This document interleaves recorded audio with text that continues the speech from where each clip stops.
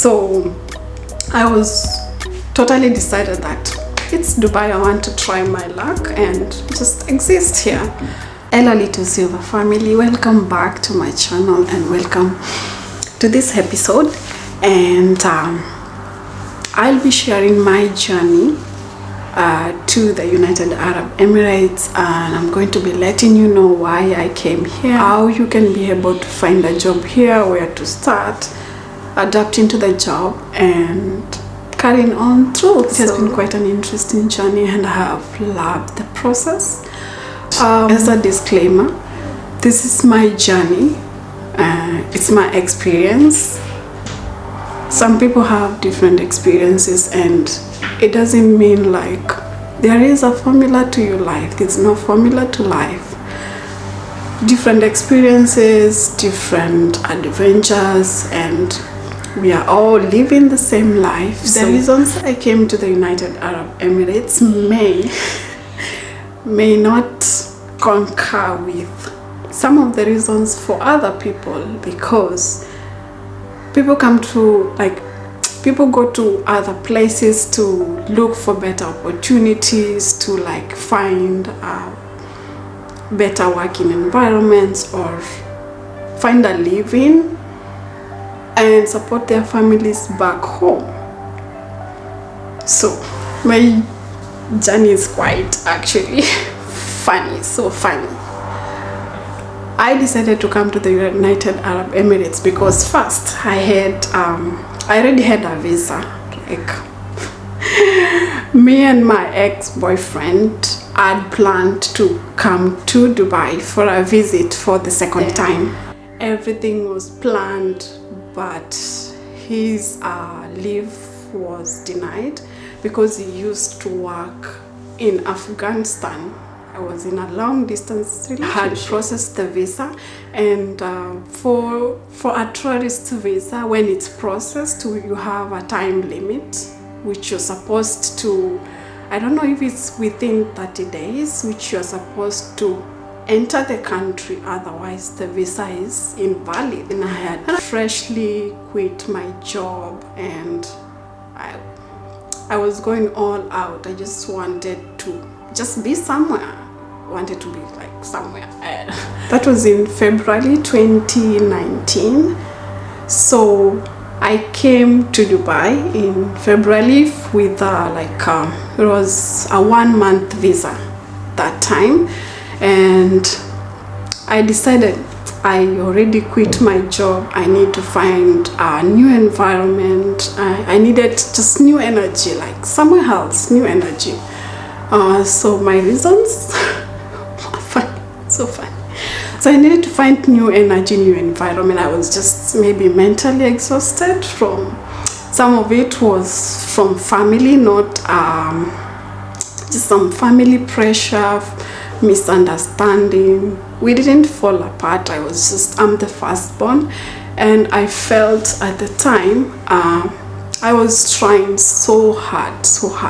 I had a good job, I had a good salary, I could travel whenever I needed, but people were failing me. Like my sister fell out of school and I was quite disappointed, like when you put your all and then people let you down. So I was like, okay.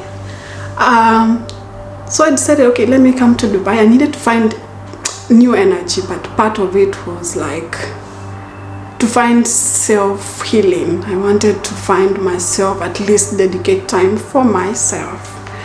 So I came in Dubai in February with a 1-month visa, just to test like if I like the city or not, because I had already fallen in love with the city. I come for vacation in Dubai and I loved it that time. So when I came in February, things quite changed because there are a bit of I didn't quite like the living standards in Dubai when I came for the second time, because this time I didn't live in a fancy hotel. Like first time I lived in like Intercontinental Hotel in Dubai Festival City. Toured the city, went to the Burj Khalifa. That was it was beautiful. But when I came the second time, I quite didn't look for work at that time, although I was sending out some applications. So at that time, I was exploring the city. I did most of the touristic stuff within that 1 month because I had the money, I had the time, I'm in a new city, I wanted to explore. The adventurous girl I am, wanted to explore. So I finished February and it was time to go home. So I was torn in between, do I change my flight ticket to, like, do I ignore the flight ticket because it was attached, like you book return flight. In that case, it's either you forgo the flight or you don't have a choice. Either if you don't use it, it's wasted. You cannot like change the flight and so on. So it was a tough decision. But then again, back home, I was still paying my apartment, and so I needed to go. I wanted to remain here, but as well needed to go back home and set things straight, and my rental contracts, decide to leave my stuff, and maybe say goodbye to family and all kind of stuff. So, end of February, I went back home. When I went home, I was already decided that yes, I want to live in Dubai because I love the city. It just sets you in a very ambitious mood when you just go out and see the cars, the buildings. Gave a month's notice. I gave a month's notice to my apartment, took my stuff to my mom's, and then I was just off. And that March, I decided to come back. By that time now that I'm just coming totally me with my nomad bag, and I can travel everywhere in the world. So I came, and now I started being serious and looking for another thing that made me to come to Dubai is because I wanted as well to place myself in an international market career-wise, especially for my dream job, which has always been cabin crew. And I was like, this is a very central location, and I can try to find a cabin crew job, probably more easier than back home. Apart from my dream job, I had job dissatisfaction. I had a very good job. Career-wise, I was already in mid-level management, and I was attending meetings, I was crashing meetings, doing presentations as I was doing consultancy for some company, but internally I wasn't satisfied. Like, I have a good job, I have good salary, I can take care of my family, but I am personally not satisfied. And I told myself, I have to get out. My goal was just to get out of Kenya, go somewhere, like find something new and explore. So that is why I came to Dubai. But as I have said, people come here for different purposes. Why you should come here for different reasons. For example, if you want to help your family, come here. It's a good opportunity to interact with different cultures. You can be able to even learn other languages. I have friends who speak Hindi and they are not Indians. Interact with other experience people. Like mistreat, be unbothered, minding your experience business. The lush life, experience the Europe in the Gulf. There's too much to it. So one of the reasons you should come here is that the salary you get here is zero taxed. So you get your whole salary and use it or misuse it the way you want. However, the living living expenses and living conditions are relative. It's you to decide. Food is very, very affordable. When you come here, your mindset changes. As I would say, you dream bigger. You walk out of your apartment, you go for a walk in the morning, and you see a Lamborghini parked, a Rolls Royce parked, your dream car just parked outside. Tell me you will not want to dream to be here and remind yourself about your dreams more. So you will. I would encourage people to come here, but if you have something going on in your country, it's not necessary. Dubai is very interesting if you have money. If you have money, you can enjoy. I promise you, the first time I came here for a vacation,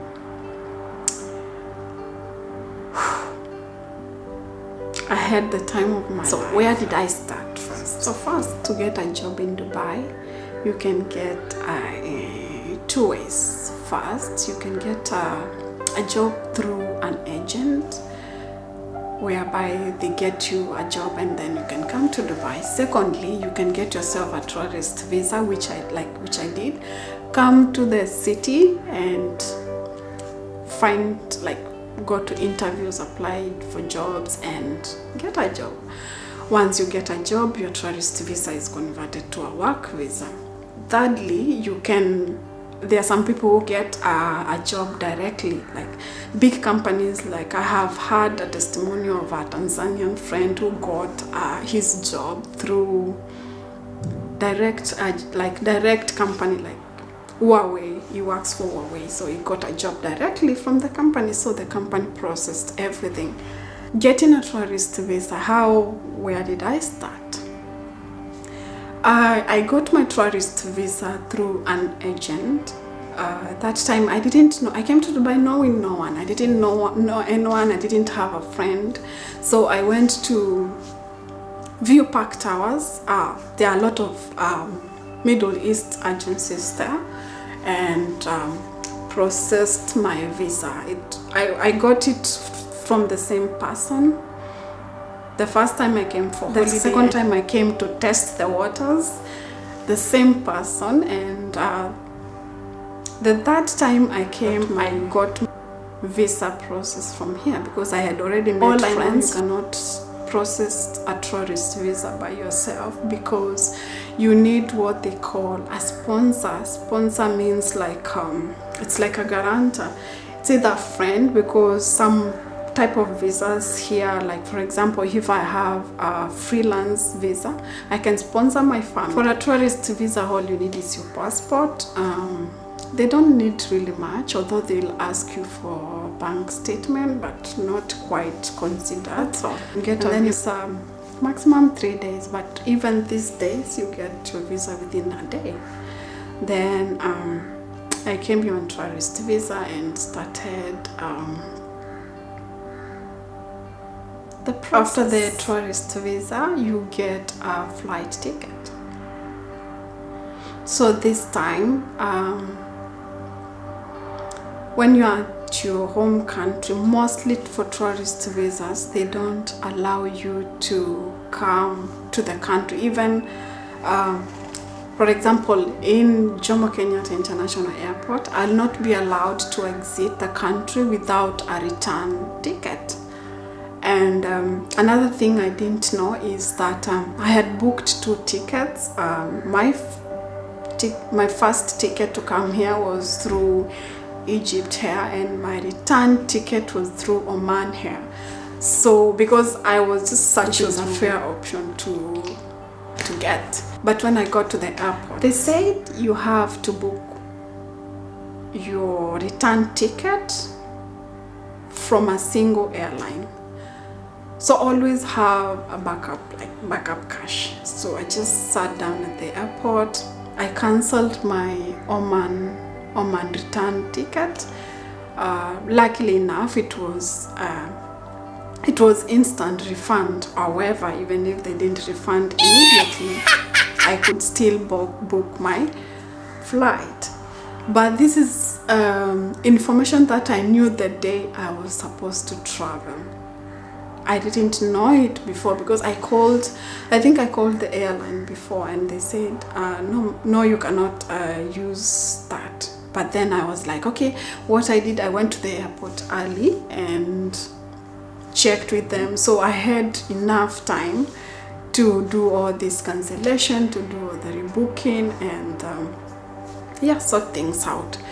So when you're traveling on a tourist visa, you need a return ticket. In this case, if you're coming to look for work, I would advise you do separate, like don't book a return flight together.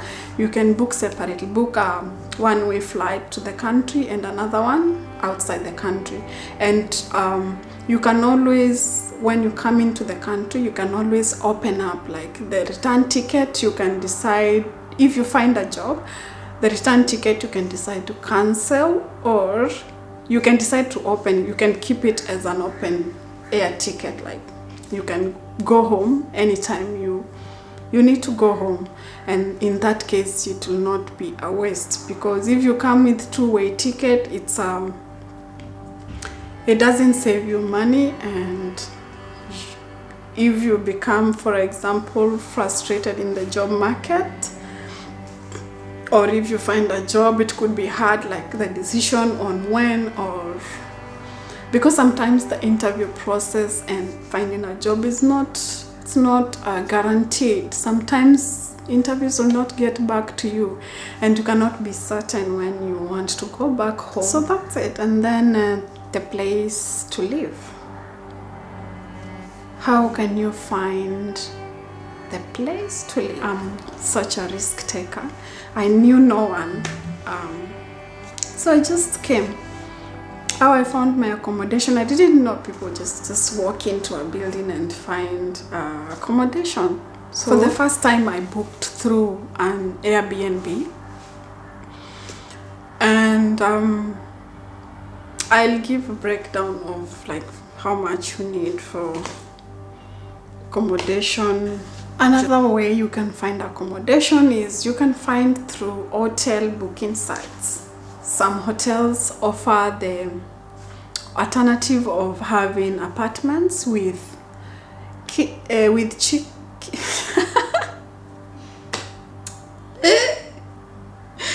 apartments with kitchen or without, but I would advise you find an apartment with a kitchen, as cooking from home would be more